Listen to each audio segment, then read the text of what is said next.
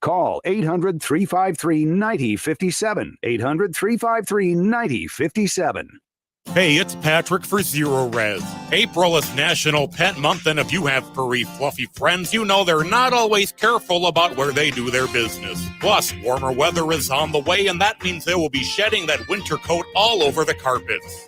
But whether you're a pet owner or not, make sure to take advantage of Zero Res Showering April savings on you before the May flowers and the May Pet Fluff Showering on your carpets not far behind. Get 3 rooms Zero Resified from the Twin Cities #1 carpet cleaner starting at just $129, and take $75 off your air duct cleaning this month to take care of pet dander and last year's pollen and other irritants before this year's flowers bloom. That's 3 rooms of the best clean you can buy for $129 and $75 off your air duct cleaning. Call 952-ZERO-RES or book your appointment at ZeroResMinnesota.com today. Backward or forward spells the same. Zero Res.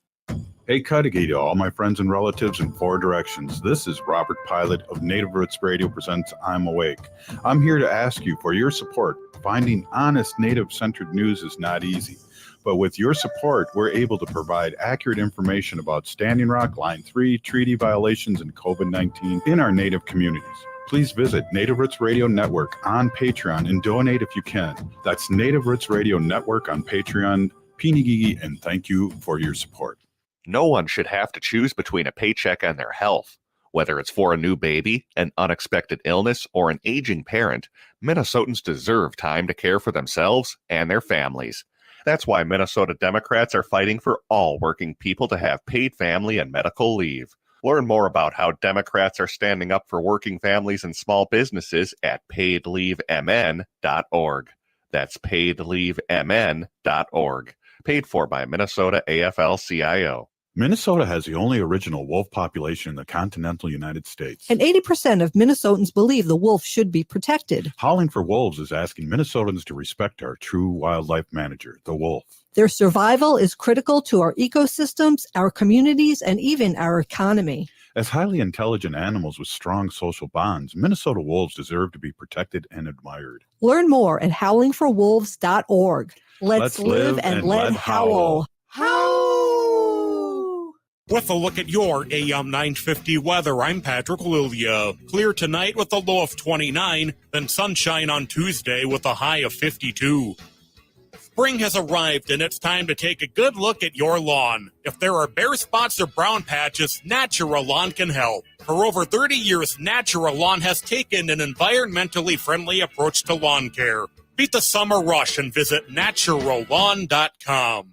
Portions of Native Roots Radio may be pre-recorded. It's a good day to be indigenous.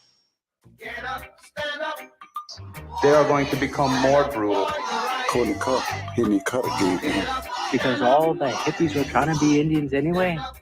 They're going to become more repressive because it's a matter of dollars and their illusionary concepts of power.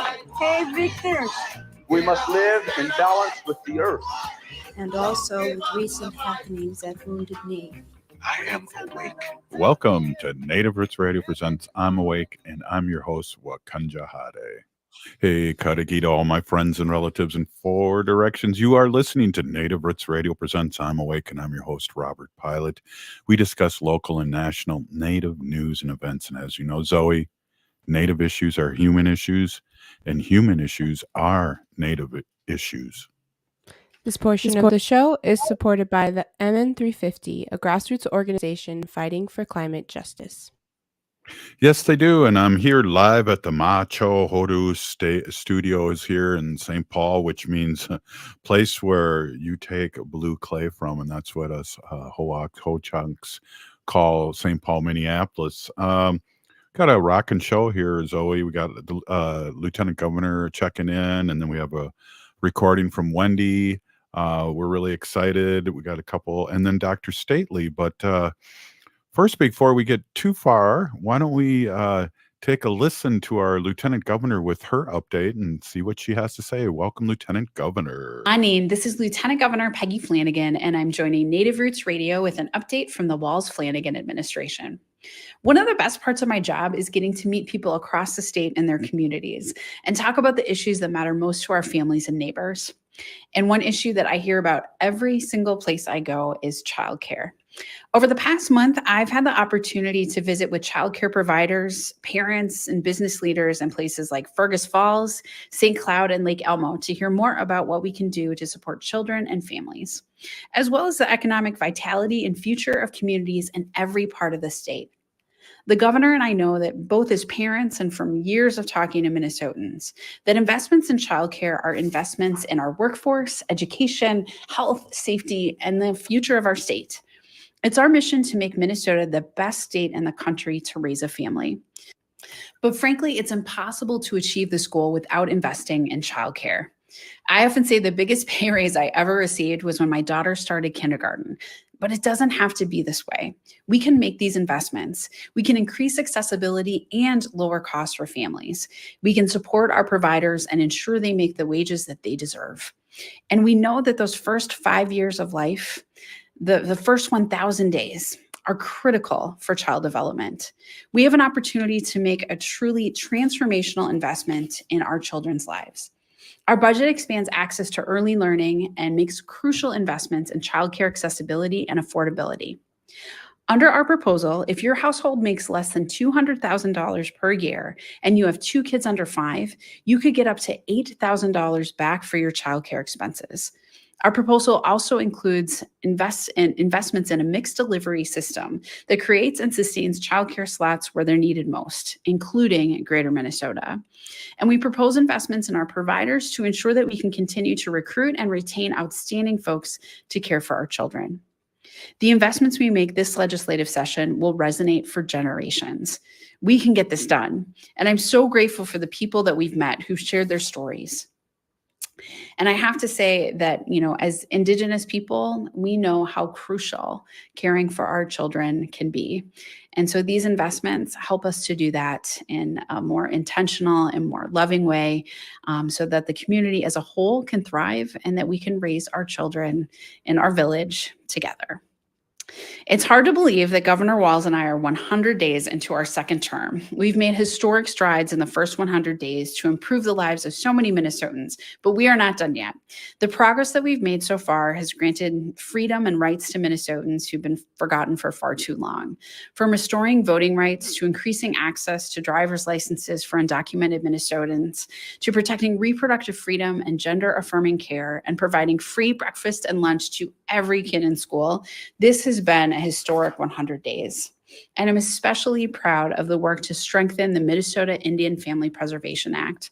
On March 16th, Governor Walz signed a bill into law strengthening child welfare protections for Native American children and families.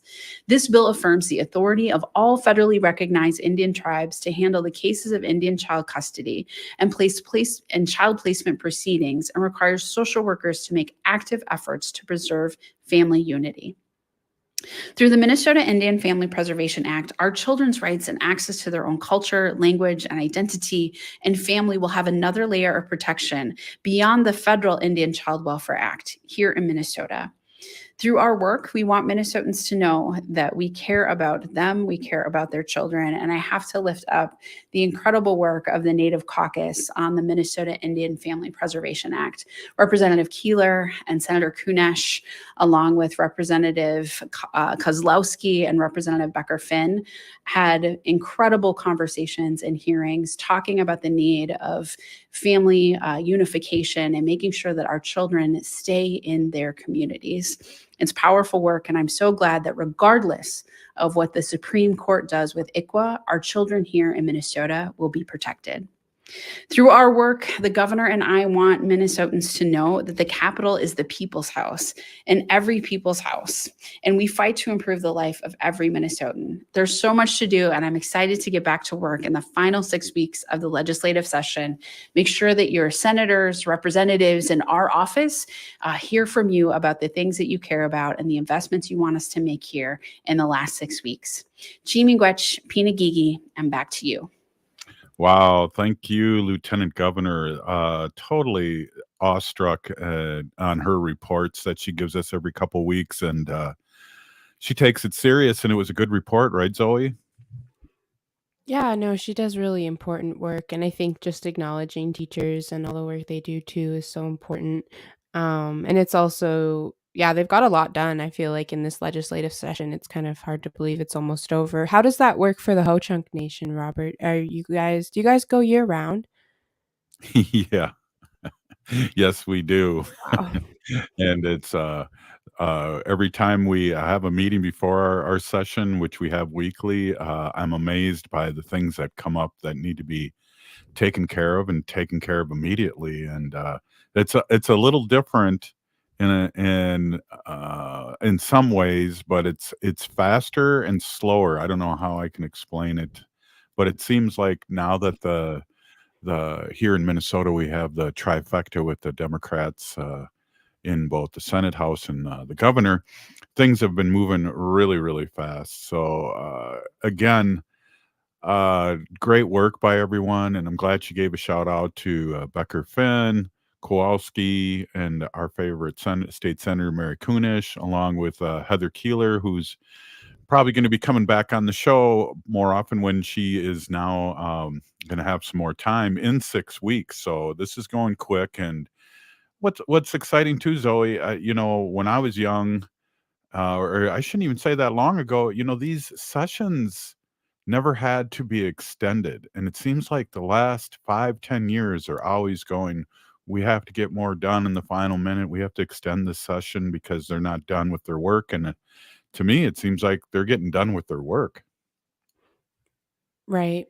No, it's pretty incredible the amount of time and energy our state representatives and, just government officials put into this type of work. The ones that are really doing it, and it shows for sure. We're really lucky also to have so many Indigenous politicians in our corner, because I feel like that is a very unique thing to have in a state, Right, and I'll be working on your campaign when you take after your auntie, who is state representative in Minnesota. So Zoe, I'm excited, and I'll have probably be retired from everything, and I'll have a lot of time to help you with your campaign.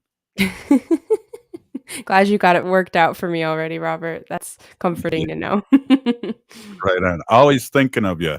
Hey, up next, Zoe, we're gonna have a report from Wendy, and she's doing some important work and give us some updates. What's going on too with howling for, or not for howling for wolves, but our wolves, our relatives here in Minnesota. There's possibility of a bill coming up really quick and a vote on the floor. So she'll give us an update, and then we'll have Dr. Stately, talking about whatever comes to our minds, or whatever report he has from NPR. That's what I should say.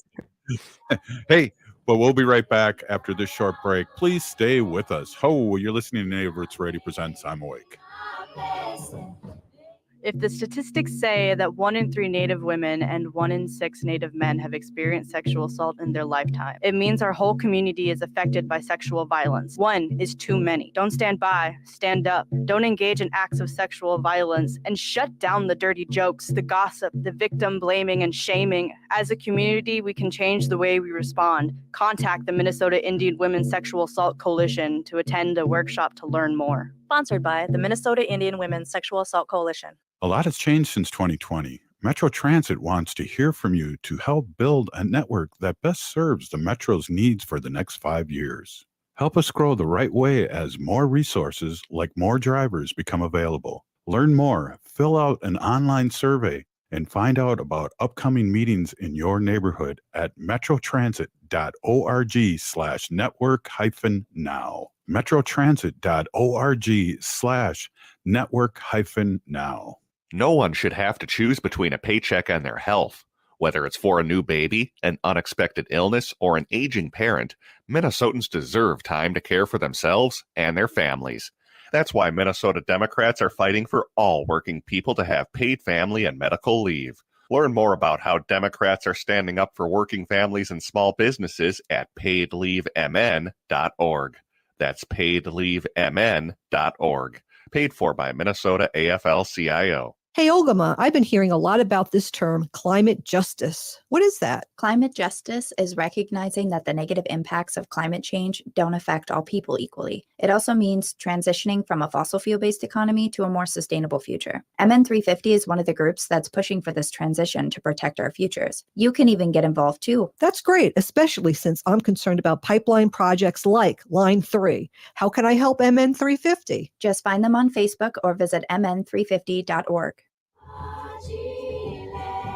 You're listening to Native Roots Radio. This is Spirit from Reservation Dogs. Get up and listen.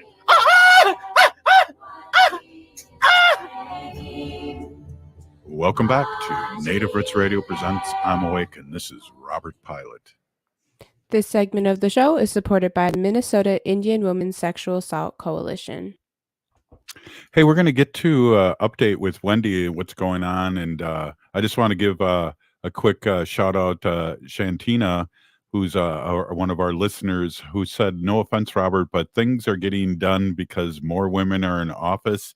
That's no kidding. She put a little smiley face with a tongue sticking out, but I think there's a lot of truth, if not total truth, on that, Zoe. Yeah, no, I definitely agree with her statement for sure.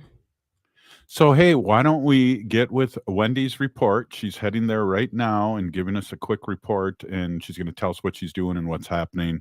Go ahead, Wendy. My name is Hanajihihani. That means cares for them. I was given that name by my Dega Curtis. Curtis goes by Mashke Hanajinga, which means walks on white clouds. I'm a humane policy volunteer leader for the Humane Society of the United States, and I work on animal issues at the local and state level.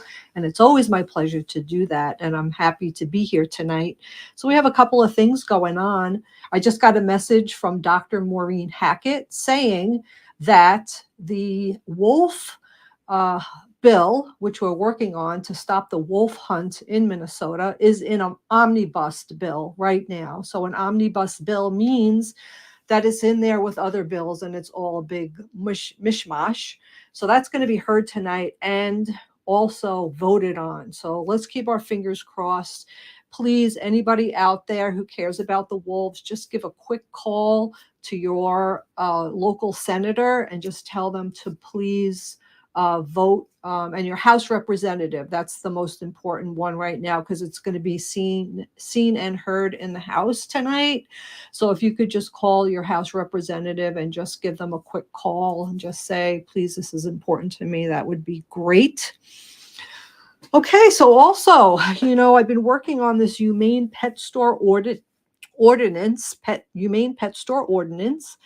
And I've talked about this before on the show. And what this is an ordinance to stop the sale of dogs and cats that come from or originate from these horrible puppy mills. And I've talked about this on the show before.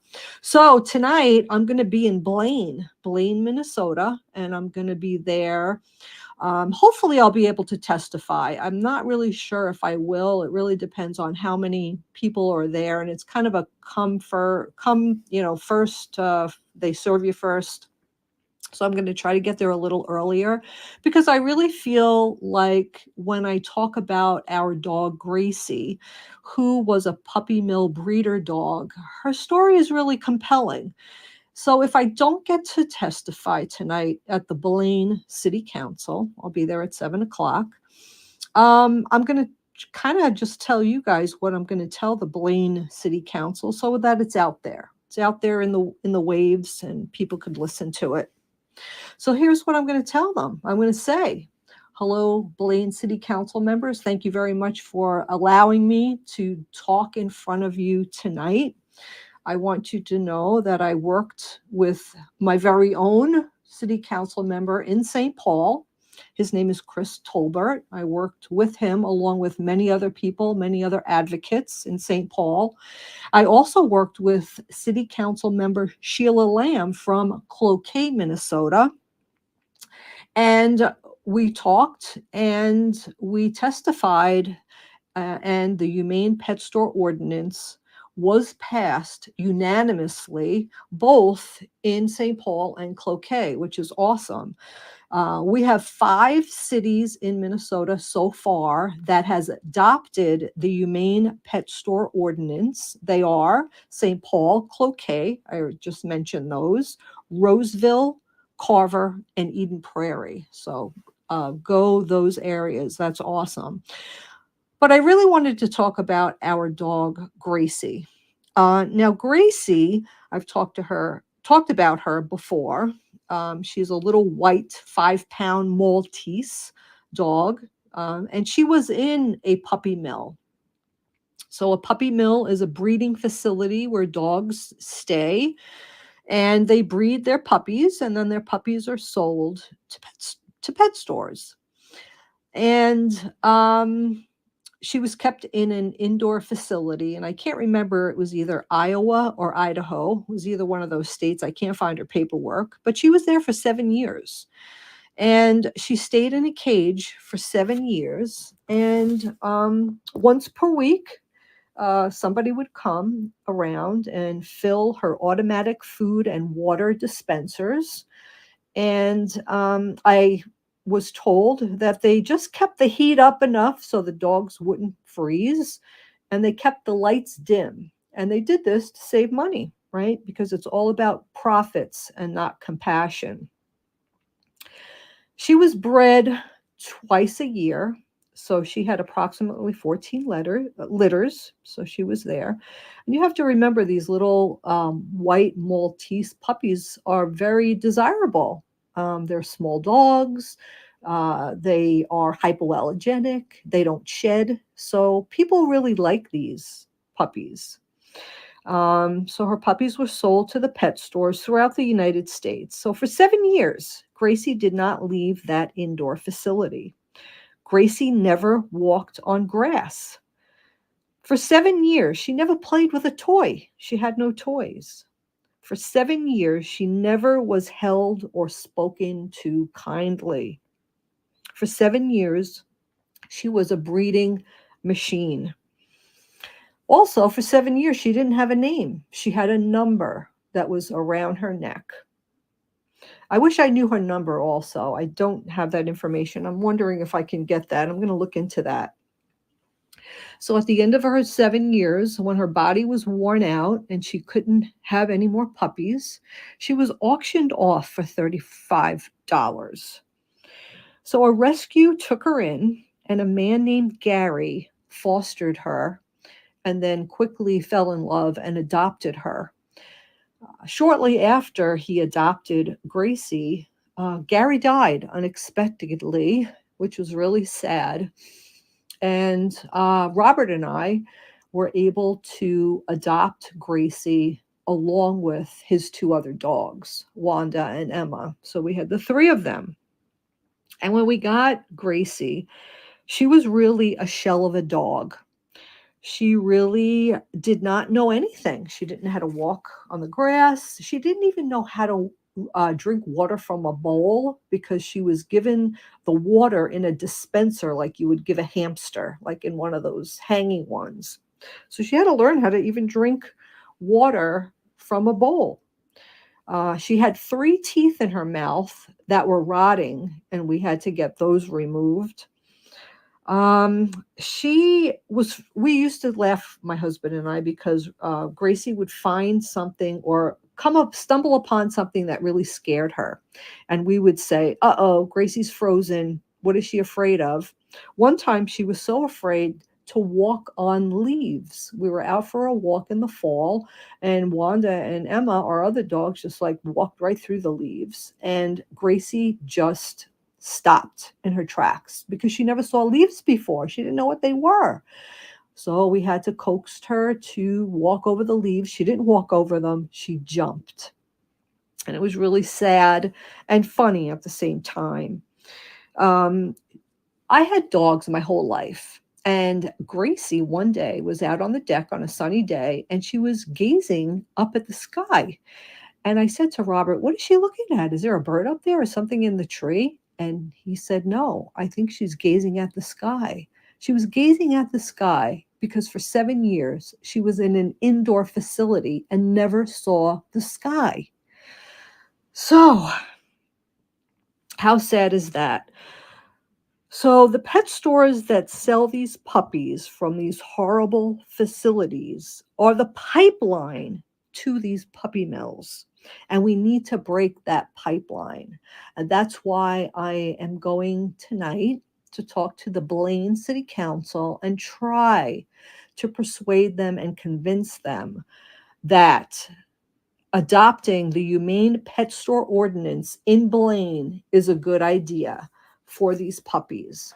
I can talk for a very long time about this subject, but I do want to say that throughout the United States, at least 99% of the dogs and cats sold in these pet stores are from puppy mills. That's where they originate from. The puppies are the lucky ones. They get out. But the breeder dogs, the female and even the male dogs, live horrible lives. So we want to end this horrible practice, and we're going to go city by city. And if you live in Blaine, I would ask you to call your city council member and tell them that you care about this. All right, Robert, back to you. Wish me luck tonight. Hey, break a leg there, Wendy. You're going to do great. We just got an update, Zoe, from Dr. Maureen Hackett from Howling for Wolves. They have won the vote in the House on keeping wolves safe in Minnesota. The vote was 69 to 57. Yeah, there's the applause. One Republican named Andrew Myers from Minnetonka voted with us. Thank you all. Thank you all who called your representatives, emailed, and did all those things. I got to bring up the applause one more time. Yes, yes. Right on. Hey, we'll be, we're up to the minute here, Zoe. Up next, Dr. Stately. Again, congratulations to our Wolves. The House passed it on the omnibus bill 69 to 57. We'll be right back after this short break with Dr. Stately. J&S Bean Factory is a native-owned, community-supported, cozy, artsy coffee shop which offers roasted on-site beans, live music, and baked goods. Relax in the beautiful outside patio. City Pages writes, voted top 10 coffee shops. Tucked into a quiet corner of St. Paul's Highland Park neighborhood, this coffee shop roasts beans on-site from the best coffee-growing countries in the world. Located at 1518 Randolph Avenue, St. Paul. The good stuff. No one should have to choose between a paycheck and their health. Whether it's for a new baby, an unexpected illness, or an aging parent, Minnesotans deserve time to care for themselves and their families. That's why Minnesota Democrats are fighting for all working people to have paid family and medical leave. Learn more about how Democrats are standing up for working families and small businesses at paidleavemn.org. That's paidleavemn.org. Paid for by Minnesota AFL-CIO. With all the convenient big box stores that sell appliances, why do so many Minnesotans choose Warner Stellian? Check online to learn that Warner Stellian is a Minnesota family-owned business for over 60 years. Warner Stellian sells more brands than anyone else, and our passionate specialists are committed to impressing you so much that you'll refer us to everyone you know. That's our mission here at Warner Stellian. Ask around. Check us out online. And when it's your time to buy appliances, join over 300,000 Minnesota homeowners and choose the specialists. Warner Stellian. Don't drive too fast or you will miss Scott Jamama's Hot Barbecue. Scott Jamama's offers huge taste out of a little place. Located at 3 West Diamond Lake Road near the intersection of Nicollet Avenue and West Diamond Lake Road in Minneapolis, this tiny hole in the wall offers mouth-watering baby back ribs, grilled chicken, and half-pound pulled pork sandwiches. Don't forget to add the potato salad, spicy baked beans, twice-baked potatoes, and delicious desserts. Find their winter hours and full menu at scottjamamas.com.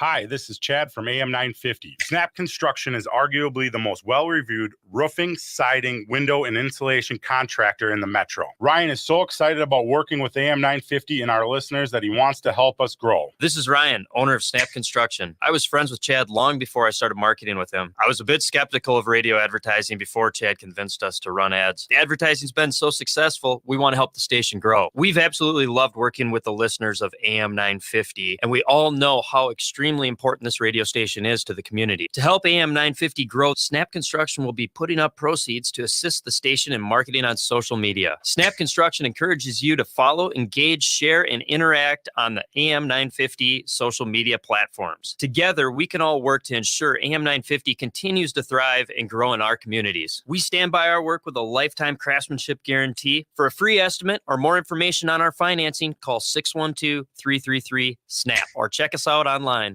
Hey, Olgama, I've been hearing a lot about this term, climate justice. What is that? Climate justice is recognizing that the negative impacts of climate change don't affect all people equally. It also means transitioning from a fossil fuel-based economy to a more sustainable future. MN350 is one of the groups that's pushing for this transition to protect our futures. You can even get involved too. That's great, especially since I'm concerned about pipeline projects like Line 3. How can I help MN350? Just find them on Facebook or visit mn350.org. With a look at your AM 950 weather, I'm Patrick Lilia. Clear tonight with a low of 29, then sunshine on Tuesday with a high of 52. Scotch Mama's Hot Barbecue offers the huge taste of selections like baby back ribs and pulled pork sandwiches out of a little place. Scotch Mama's is located just a block west of I-35W off of West Diamond Lake Road in South Minneapolis. Visit their website at scotchamamas.com. Bonjour, I am Oshawashko Gijig. I'm from Red Lake Nation, and you're listening to Native Roots Radio. Welcome back to Native Roots Radio presents I'm Awake.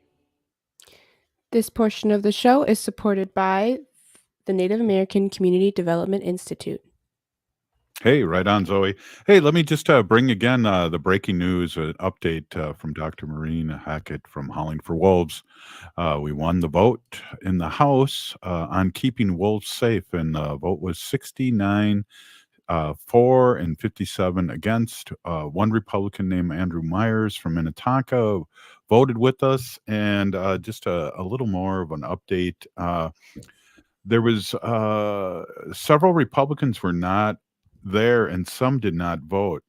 Only one Dem was absent, so all the Dems voted pro-wolf except one, and that person was absent. So that's pretty awesome news, Zoe. Yeah, wow. Lots of work went into that too, so it's really cool to see it come to fruition. Because it's a big deal. It's a very big deal, especially for our wolf relatives. And I also just know a lot of people up in White Earth too that have been, hoping that this also happens because, we have relatives all over the state that, look after our wolves and try to protect them because they don't have a voice in any of this, of course. So, yeah. What about the work you guys did last week? How does this feel having just been at the Capitol talking about this issue? Well, it's a double-edged sword. One, that we have to do this, and the other side is, educating people is part of our jam here at Native Roots Radio, and what we do as Native people, we're always, educating people.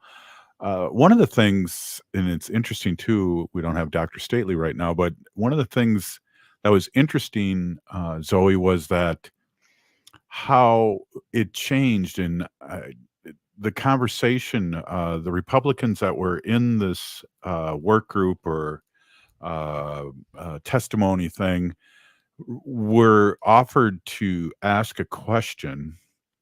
And basically, they didn't ask questions. They got on a little stump speech each time. And I thought that was, when I was watching that, I thought that was really ironic. There was, I'm thinking to myself, is there a question in this? Or are you just saying, wolves bad?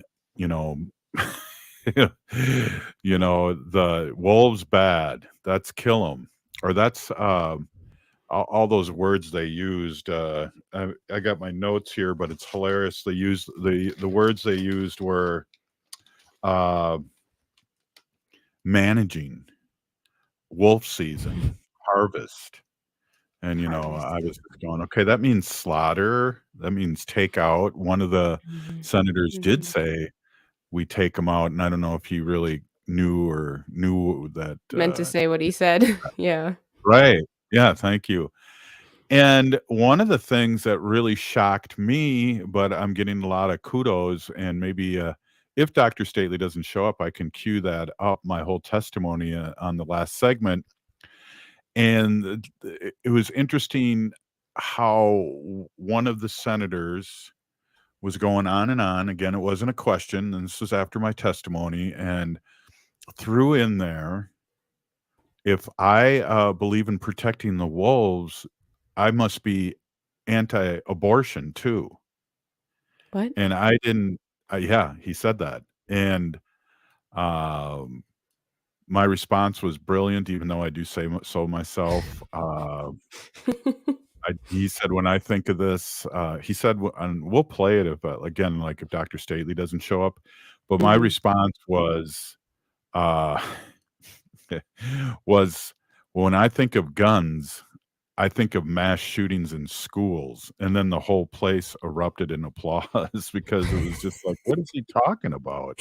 Yeah, like let's just all be random now if that's the precedent, if he's just talking about anything. That's so weird. Did No connection, he just Well, shot that in was the the dark. connection, and I talked to, Maureen Hackett afterwards, and she said that's the Republican game plan now, is to bring abortion and all these things in when, we're talking about protecting the wolves, we must be talking about protecting babies too, or unborn, and it was like, "Whoa," and then I scolded him too. I told him it was irresponsible that he was muddying the waters, and I told him he was irresponsible. And then everyone Right. clapped, and then the people were you would have been proud of me, Zoe. Maybe we will play that, in the last segment, and, I can Right. cue that up, but it was a trip. It was a trip because, one of the senators were saying, "Well, I talked to my grandmother, and they were building a house, and then the wolves," this is the 1870s, and I'm thinking he's building a house up in in Indian country, so these settlers are stealing land up there. That's all I could think of. Right. And, Right. he said the wolves were coming, so we had to come out there, and they were, our doors, we didn't have doors, and I'm thinking, "Why in the hell didn't you have doors?" I mean, Sounds like a you know what you I mean? problem. Yeah. Yeah, and I mean, I'm thinking, well, if the wolves were up there going crazy, I mean, we shut our chapoteques and wigwams and teepees. We shut the doors there. Why couldn't his great grandma shut the door and keep the wolves out? I don't know. All these things like Red Riding Hood came to my mind during this. I was just like going, what is going on here? Is this again the Yeah, Republicans are in an upside down world? why have wolves been so, demonized? You That's know, a really weird, like, I guess I've never really thought of it, but I do think a lot about how, like, in horror movies, like, the woods are like the scary place and the Mhm. wolves are usually a villain in some respect, but I mean, this is maybe a stretch for some, but I always think about how, just Western society really tries to push us to disconnect from nature, and that's a part of it for sure. Our wolf relatives have definitely been victims of that kind of, I don't know, propaganda, I guess. But I also think about the language we were just talking about when they were like, we're gonna harvest the wolves, or Yeah. whatever. And Wolf it season. really just reminds me of like history, and like, the way that settlers talked to indigenous people about trying to get land from them, and the words that they probably used then, and the words that they use continually to justify, the taking of indigenous land and the killing of indigenous people. And so, not to say that wolves are us, but we're very closely connected. And so, it's really interesting to hear the rhetoric that they're using around this issue, that they obviously didn't really do a ton of research to really back up, because you guys really brought the experts in the field and it showed, obviously, you know. Yeah, it's interesting. It was interesting because I feel like I brought kind of the human element in, because there were a lot of experts coming in, and I was talking about, uh, you know, in the Ho Chunk creation story, we speak of, of four wolves, Zoe, and The blue wolf is the controller of the day. The black wolf is the controller of the night, and the white wolf is the commander of all things that are holy. And the gray wolf, which is now lives on the earth's surface as guardians of mankind. And they're also protectors of our ecosystem. And these are things that are proven time and time again. And I don't know, we talked a lot over the years on Native Roots Radio about what they did in Yellowstone to reestablish the wolf population. And that's proof in the pudding right there, Zoe. Yeah, could you explain a little bit? I remember we talked about it some, but I guess I'm not fully on what they all Well, did over there. there was no wolves for a long time, and they reestablished putting wolves in there. And within a year, the ecosystem changed. And one of the reasons why is the wolves are hunters, and I think the I want to say caribou, but what are the other big, not the deer, but Moose, elk. the moose were there, and the wolves took them out, took a lot of them out. And so there was not overeating. Trees came up, trees came up out of nowhere around the shorelines of creeks. There's all these things that happen because the balance of nature and it came about. That's the amazing thing for me about it was that how trees came back because the moose and those other animals weren't eating it away. Right. And then what does that do to the shoreline? It protects the shoreline because the roots in the trees protect from erosion and on and on and on. And those are the couple that I can think of just off the top of my head. Right. It's almost like everything is connected. No, it's just like I wish people Ooh. could understand that. We understand that. Indigenous people have known that forever. And I think that's one of the things that's also frustrating about these types of issues is that our credibility as Indigenous people is always coming into question when we're trying to speak on an issue such as this. If we're not an expert in the field, our opinions aren't valid or credible, but really our opinions should be just as credible and valid because, our oral traditions and that we have passed down onto us are actually now a lot of them are being proven by science. And I think that that's a really interesting turn in history right now is that scientists are like, oh, Indigenous people have been doing this for years and scientifically it actually makes sense. It's like, wow, I'm being sarcastic. Like we shouldn't Zoe, be questioned that way. one of the things that I like to bring up, Zoe, is the fact that a lot of our listeners are white allies, and they were colonized, and they were once people of the land and the sky too. And it's just that Right. natives here in the Garden of Eden, or whatever you want to call the United States, have been the protectors of the land, and are the last to be colonized, so to speak, and we still are in our teachings. I mean, we were taught we're made of earth and sky, literally, and Right. our DNA is so unique. We have proof of that. Well, and that's why we're here. We're stewards of the land. And so I feel like as any of our relatives on this earth can align under that too of being steward of their own places and spaces. We really need more and more people to care about our environment, not as a secondhand issue, but as a human issue, because it fully affects us, of course. So yeah, this is really good news, Robert. It's really exciting to hear that this is happening right now. Well, Dr. Stately's not here, so I'm going to try and cue up my little segment there, and we can comment on that. We'll be right back. You're listening to Native Roots Radio presents I'm Awake. Minnesota has the only original wolf population in the continental United States. And 80% of Minnesotans believe the wolf should be protected. Howling for Wolves is asking Minnesotans to respect our true wildlife manager, the wolf. Their survival is critical to our ecosystems, our communities, and even our economy. As highly intelligent animals with strong social bonds, Minnesota wolves deserve to be protected and admired. Learn more at howlingforwolves.org. Let's live and let howl.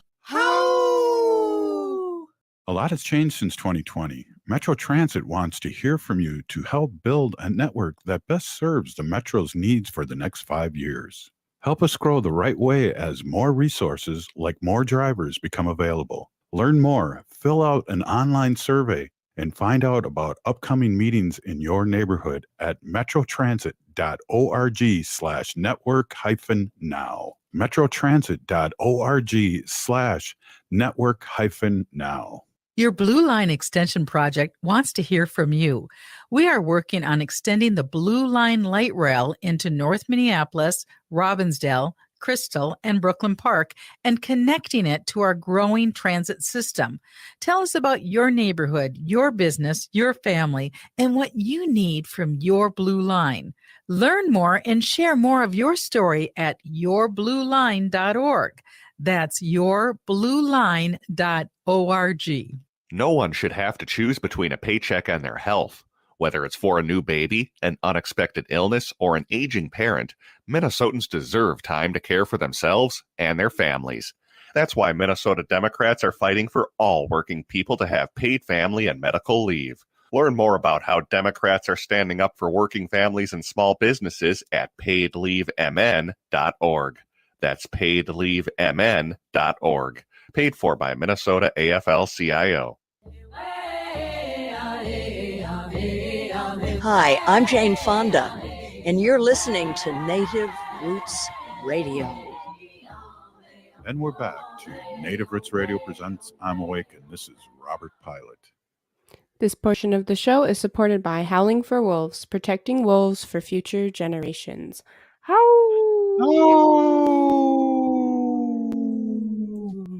Good one. Hey, you're listening to Native Roots Radio, and we were talking about the protection, keeping wolves on this in safe in Minnesota. One on the House just a few minutes ago, and we have opportunity to play my little testimony here, and I think I have it queued up, Zoe. But if not, you're going to have to tap dance a little bit here. But let's give it a shot here. Alrighty. Let's see. Thank you, Mr. Lestigo. Next on the agenda is Mr. Oh, you have a question. Sarah Wisenberg. Let's move just a little bit ahead of that because the senator had some serious, like I said, questioning, and I'm just trying to get right there. Let me see where we're at. Okay, one more question before you go. Okay. It's hard for me. I don't have a mouse, and I'm trying to maneuver things here, but I'm checking this out here, and it looks like I'm getting there. Give me a second, Zoe. Alrighty. Yeah, There we and those. go. Okay, got it. Alrighty. Robert Pilot. Welcome. And when you get to the testify table, introduce yourself for the record. My colonized name is Robert Pilot. Pinigigi, thank you for inviting me to let me speak my truth. Hu ho trunk raja wakunjahade hingadaina. Hey kadagi to all my friends and relatives in 4 directions. My name is Distant Thunder, and I'm a citizen of Ho Chunk Nation, and I'm in the Eagle Clan. And as I said earlier, my colonized name is Robert Pilot, and I'm a lifelong Minnesota resident, and I'm not a biologist. As you may or may not know, when we hunt, we treat our relatives with respect. We pray over them and put dandi down, tobacco, and pray for them and thank them for their gift. We don't hunt wolves. We take things from toe to tail. We don't stuff them. We don't put them on display. Where they're sacred, and they're our relatives. They're not just animals. We're animals too. So should we be managed? That's what I'm kind of hearing today by some of you. Many tribes, including Ho Chunk family, go by clan names and systems. And for my family clan, I'm in the Eagle Clan. And for example, our lieutenant governor is from the Wolf Clan. For thousands and thousands of years, Native Americans have watched and learned from wolves and how they lived and how they took care of their young, how they treat each other, how they work together. Ho-Chunk creation story speaks of 4 wolf brothers: a blue wolf controlled by the day, a black wolf controlled by the night, a white wolf, commander of all things that are holy, and the gray wolf, which now lives on the earth's surface as guardians to mankind. Ho-Chunks are protectors of Mother Earth and Father Sky. The wolves are protectors of our ecosystem and our way of life. Just as a side note, I'm a former high school teacher, and I'm really proud of the latest generation of Gen Zs. They're pretty much the big voting bloc going to be coming up here, and they're watching this. They're watching how we treat our relatives, how we use words like wolf season and harvest when really we mean killing and slaughtering and managing and taking out our relatives. So Pinagigi for listening to me, and thank you. Thank you, Mr. Pilot. Senator Wisenberg. No, I'm not a biologist. Thank you, Mr. Chair. Thank you, Robert. I was not going to ask you if you're a biologist. And I do respect the wolves. And I guess I want to work with you to let you know what I've seen when I've been working with wolves for 20 years. And I've seen when we had a managed season, we had 3 packs of wolves in Camp Ripley. And our wolf population stayed where it was. The year after the season was gone, I know people that are like, as long as there's a season, I'm not going to shoot wolves. We'll let the season take care of what's going on because, you know, they're killing their livestock and those kinds of things. The year after the season was done, the South Pack diminished in numbers greatly because they're the ones that mostly come south of that range and people were shooting them. I don't want that to happen. But if we don't find a middle ground and stop that, that is what is happening right now. And even I know you don't want me to say season, that's just what it is. There's a season on them. That's going to continue to happen. We can't stop it. I want to not have people shooting them illegally. I want to try to sustain the population and not harm them. I do care about wolves. Besides being a paid biologist to work out there, I've spent 13,000 hours volunteering to save wildlife because I care about it. I grew up poor, sleeping on the floor with no money. I hunted and fished and harvested animals to sustain. That's what we did. So I understand what I'm not saying, you know what I'm trying to say. So I respect that. Here goes. But I also, I guess I'm just looking at it from this point where I want to save the wolves, but there's things that people aren't seeing. In northern Minnesota, people are shooting wolves and burying them, and that's what's happening. And it's never going to stop if we don't try to satiate what's happening up there. If a rancher has a wolf that is taking their cattle, maybe the number of depredations that are going down are because the ranchers are now just taking care of it themselves. And DNR has to go like this because they don't have another option. They don't want to do that. We don't want to do that. We all have the same thing. We want to save wolves. You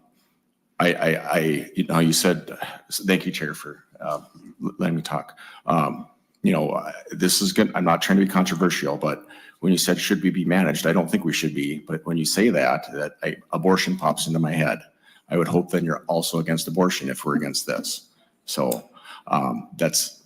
Do you know what pops into my head when guns come out? School shootings. I'm a high school teacher. So I don't know how you can put those two things together. Just to let you know, no clapping the audience as a committee rule. And thank you, Mr. Chair. If you two can wait before I call on you to speak, so that we Senator. Here we that's how go. we manage things here, so we can avoid conflict and be civil on our discussion. So I'm gonna Mr. tell him off Mr. one Pilot, last you time. want to respond? No, I don't think that really responding about abortion and wolf hunting. I don't want to go down that road. I think they're two different things, and to muddy the discussion we have today is a little irresponsible on your part, Senator. Okay, well, thank you, thank you, and yes, it was, Zoe. Don't you think? You got to hear it now. Yeah. No, I was just thinking, I was like, actually, his argument worked totally against him because anti-abortionists are about managing women's bodies. So that was really like, not sure where he was going with that one, trying to say that the opposite of that, but it struck me the other way. So that was kind of funny. I was like, he kind of contradicted himself. That was a reach for sure. Well, and then he kept on asking all the people that were, speaking on behalf of the wolves if they were biologists, and that's why I kept on saying I wasn't a biologist when I came in there, and because he isn't a biologist supposedly. But did you like my response? Yeah, I thought it was very warranted. And obviously the people in the audience agreed too. All right, Zoe. Hey, we did another show together. We missed Dr. Stately, but things happen, and he's a very busy man. But we were able to celebrate the fact that the House is going to be protecting our wolves, and now it's up to the Senate and the governor, and hopefully that can be brought up very soon. And I want to thank Wendy for the update, and also a big Peeny Gigi for Lieutenant Governor Peggy Flanagan to stop in. And Zoe, thank you as always, Peeny Gigi. We're still here. We are the 7th generation. Free Leonard Peltier now. Discover what fuels you and score grill savings you can't find at Big Box Warehouse.